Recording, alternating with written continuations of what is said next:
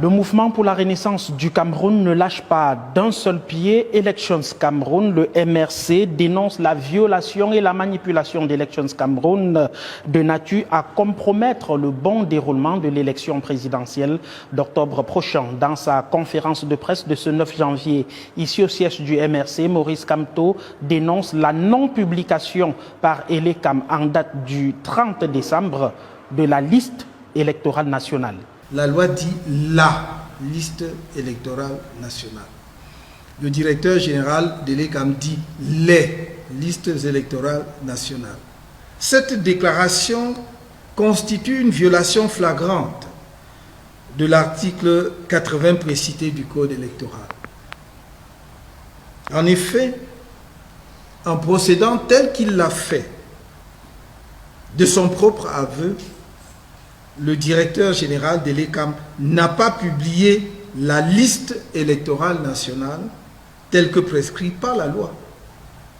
Cela revient à dire qu'à ce jour, il n'y a pas de liste électorale nationale disponible et accessible au public. Deux actions entreprises donc par le MSC, notamment la saisine du Conseil constitutionnel qui veille à la régularité du processus électoral dès la phase de publication des listes, et bien sûr le Conseil électoral d'Elections Cameroun saisi donc en vue d'une requête pour dénoncer les manquements aux opérations de révision sur les listes électorales. Elle demande au Conseil électoral d'agir en urgence pour contraindre le directeur général de l'ECAM à publier, comme le lui impose l'article 80 du Code électoral, la liste électorale nationale complète. De mettre la liste électorale nationale complète à la disposition des électeurs en version numérique sur le site officiel de l'ECAM. D'afficher, en plus de la publication numérique sur le site officiel de l'ECAM, la liste électorale nationale dans tous les centres de vote du pays et de la diaspora. De rétablir sur la liste nationale et sur la liste électorale nationale les 120 000 électeurs arbitrairement exclus et dont l'annonce publique de leur réintégration avait été faite par le directeur général de l'ECAM, et mettre sur le site officiel de l'ECAM la liste complète distincte de ces 120 000 électeurs. Le MRC dénonce également les tripatouillages orchestrés par le régime en place, notamment le cas de nombreuses CNI découvertes entre les mains de certains militants du Rassemblement démocratique du peuple camerounais. Maurice Kamto appelle donc à la vigilance. Plusieurs vidéos décriant ce phénomène sont en circulation sur les réseaux sociaux ces derniers temps.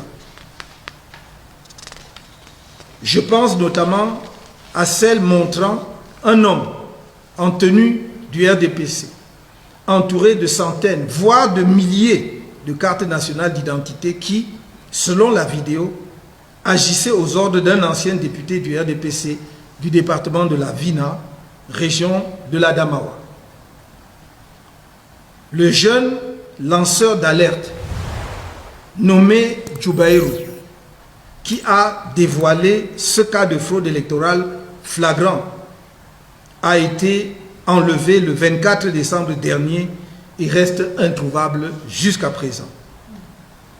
Une fois de plus, j'appelle cet ancien député et le pouvoir à libérer ce jeune compatriote qui, à la vérité, devrait plutôt être félicité pour sa vigilance républicaine. La veille préélectorale reste donc une priorité au sein du mouvement pour la renaissance du Cameroun qui appelle par ailleurs les autorités compétentes à prendre les mesures qui s'imposent en vue d'assurer un bon processus électoral en octobre 2025. Maurice Kamto qui par ailleurs a présenté ses vœux à la presse nationale et internationale depuis le siège du MRC à Odia Brankamga, Naya TV.